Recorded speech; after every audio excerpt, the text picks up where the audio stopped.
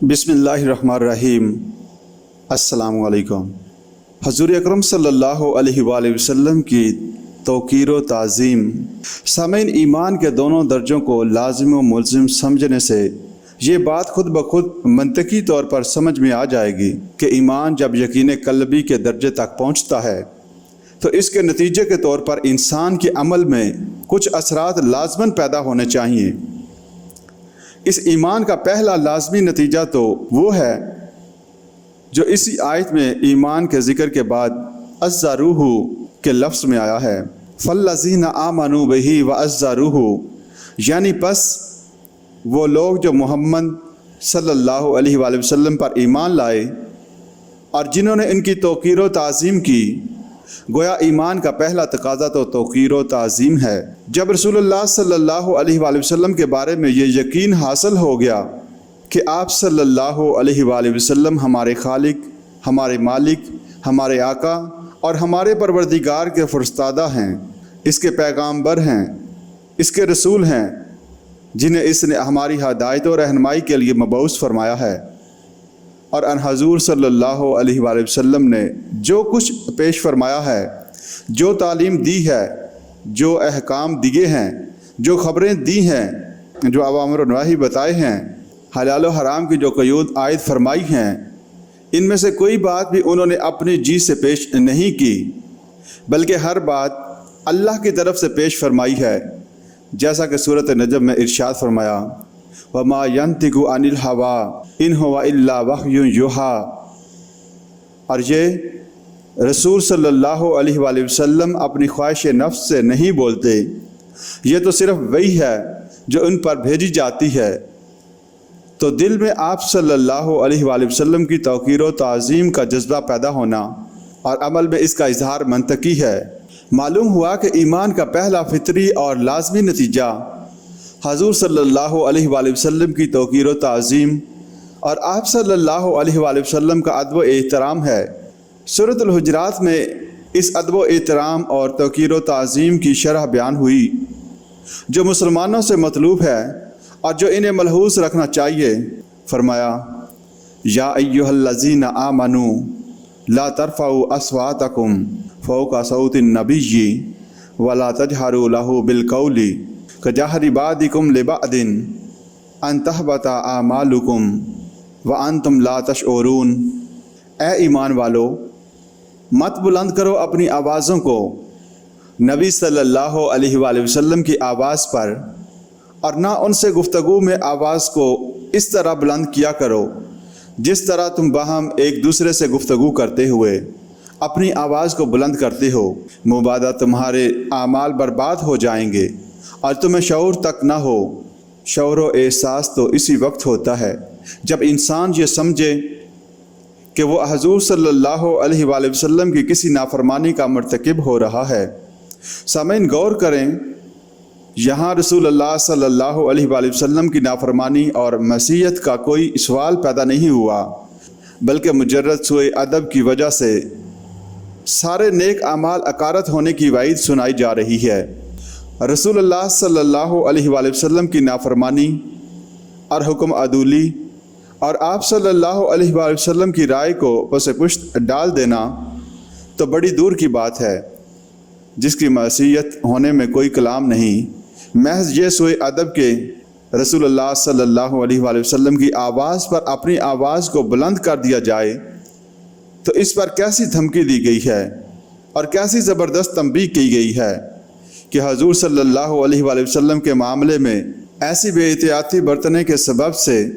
अब तक के तमाम किए किराए पर पानी फिर जाएगा, तुम्हारी सब नेकियां बर्बाद हो जाएंगी और तुम्हें मालूम तक न होगा कि तुमने इस बेअदबी और बेएहतियाती से क्या कुछ खो दिया और तुम कैसे अजीम नुकसान और खसारे से दोचार हो गए, इसलिए कि तुम इस मुगालते में रहोगे कि हमने तो हज़ूर सल्लल्लाहु अलैहि वसल्लम की कोई हुक्म अदूली तो नहीं की और हम में से किसी मसीयत सरीहा का इर्तिकाब तो नहीं हुआ। सूरतुल हुजरात की इस आयत मुबारका से ये बात वाज़ेह तौर पर सामने आ जाती है कि ईमान बिल रसालत का पहला लाजमी नतीजा नबी अकरम सल्लल्लाहु अलैहि वसल्लम का अदब एहतराम اور آپ صلی اللہ علیہ وآلہ وسلم کی توقیر و تعظیم ہے۔ اب اس ایمان کے دو مضمرات رسول اللہ صلی اللہ علیہ وآلہ وسلم کی دو مشہور احادیث کے حوالے سے آپ کے سامنے لانا چاہتا ہوں۔ ان میں سے ایک ہے اطاعت رسول صلی اللہ علیہ وآلہ وسلم اور دوسرا ہے محبت رسول صلی اللہ علیہ وآلہ وسلم۔ سامعین، اطاعت رسول صلی اللہ علیہ وآلہ وسلم میں نبی اکرم صلی اللہ علیہ وآلہ وسلم پر ایمان اور آپ کی توقیر و تعظیم کا پہلا لازمی نتیجہ آپ صلی اللہ علیہ وآلہ وسلم کی مکمل اطاعت ہے۔ حضرت عبداللہ بن عمرو بن العاص رضی اللہ تعالی عنہما سے روایت ہے کہ رسول اللہ صلی اللہ علیہ وآلہ وسلم نے فرمایا، تم میں سے کوئی شخص مومن نہیں ہو سکتا جب تک کہ اس کی خواہش نفس اس ہدایت کے تابع نہ ہو جائے جو میں لے کر آیا ہوں۔ اس حدیث کا مفہوم یہ ہے کہ ایمان کا دعویٰ کرنے کے بعد جب تک تمام احکام شریعت، حدود و قیود اور امر و نواہی کو دلی آمادگی کے ساتھ تسلیم نہیں کیا جاتا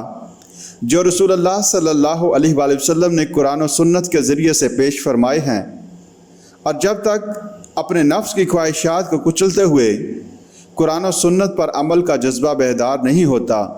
تب تک ایمان کا تقاضا پورا نہیں ہوتا۔ اس سے معلوم ہوا کہ رسول اللہ صلی اللہ علیہ وآلہ وسلم کی کامل اطاعت اور قرآن و سنت کے احکام پر اثر تسلیم خم کرنا ایمان بالرسالت کی شرط لازم ہے۔ یہی وجہ ہے کہ قرآن مجید میں جہاں جہاں اللہ کی اطاعت کا حکم ملے گا وہاں اللہ کے رسول صلی اللہ علیہ وآلہ وسلم کی اطاعت کا حکم بھی ساتھ ہی موجود ہوگا۔ مثلا سورۃ آل عمران میں ارشاد فرمایا، قل اطیعوا اللہ ورسولہ۔ اسی طرح ایک اور جگہ فرمایا، واطیعوا اللہ واطیعوا الرسول، یعنی اطاعت کرو اللہ کی اور اطاعت کرو رسول کی۔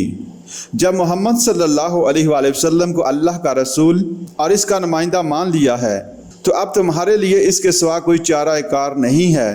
کہ تمہیں ان صلی اللہ علیہ وآلہ وسلم کا ہر حکم ماننا پڑے گا اور ہر ارشاد کے آگے سر تسلیم خم کرنا ہوگا۔ اللہ تعالیٰ کی یہ سنت ہے کہ وہ جس رسول کو بھی بھیجتا ہے اس حکم کے ساتھ بھیجتا ہے کہ اس کی اطاعت کی جائے، جیسا کہ سورۃ النساء میں فرمایا، وَمَا أَرْسَلْنَا مِن رَسُولٍ إِلَّا لِيُطَاعَ بِإِذْنِ اللَّهِ، اور ہم نے کوئی رسول نہیں بھیجا مگر اسی لیے کہ اللہ کے حکم سے اس کی اطاعت کی جائے۔ اسی سورہ مبارکہ میں آگے فرمایا، مَن يُطِیعِ الرَّسُولَ فَقَدْ أَطَاعَ اللَّهَ، جس شخص نے رسول کی اطاعت کی تو اس نے اللہ کی اطاعت کی۔ ظاہر ہے کہ اللہ تعالیٰ حکم دینے کے لیے ہمارے پاس خود نہیں آتا، اس نے اپنے احکام ہم تک پہنچانے کے لیے انبیاء اور رسول کو واسطہ بنایا ہے، لہٰذا اب خدا کی اطاعت کا ذریعہ بھی رسول صلی اللہ علیہ وآلہ وسلم کی اطاعت ہے۔ اسی بات کو رسول اللہ صلی اللہ علیہ وآلہ وسلم نے اس طرح فرمایا، جس نے میری اطاعت کی تو اس نے اللہ کی اطاعت کی، اور جس نے میری نافرمانی کی تو اس نے اللہ کی نافرمانی کی۔ نبی اکرم صلی اللہ علیہ وآلہ وسلم کی اطاعت کے لزوم کے لیے سورۃ النساء میں فرمایا، پس نہیں، آپ کے رب کی قسم، یہ لوگ مومن نہیں ہوں گے جب تک اپنے نزاعت میں آپ ہی کو حکم نہ مانیں،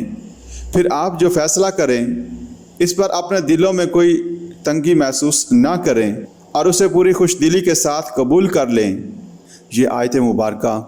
حضور صلی اللہ علیہ وآلہ وسلم کے واجب الاطاعت ہونے کے لیے نص قطعی ہے۔ رسول محض مان لینے کے لیے نہیں بھیجا جاتا بلکہ وہ اس لیے مبعوث کیا جاتا ہے کہ اس کی کامل اطاعت کی جائے، اس کے تمام فیصلے تسلیم کیے جائیں، اس کے جملہ و احکام کی تعمیل کی جائے، اس کی سنت کی پیروی کی جائے اور اس کے نقشہ قدم کو رہنما بنایا جائے۔ حضور صلی اللہ علیہ وآلہ وسلم صرف مرکز عقیدت سمجھ لینا ہرگز کافی نہیں، بلکہ ایمان اور توقیر و تعظیم کے لازمی عملی نتیجے کے طور پر آپ صلی اللہ علیہ وآلہ وسلم کو مرکز اطاعت تسلیم کرنا ضروری ہے۔ اس اطاعت کلی کے بغیر ایمان کا اقرار ایک زبانی دعویٰ تو قرار پائے گا، لیکن یہ حقیقی ایمان کے اعتبار سے خدا کے ہاں معتبر نہیں ہوگا۔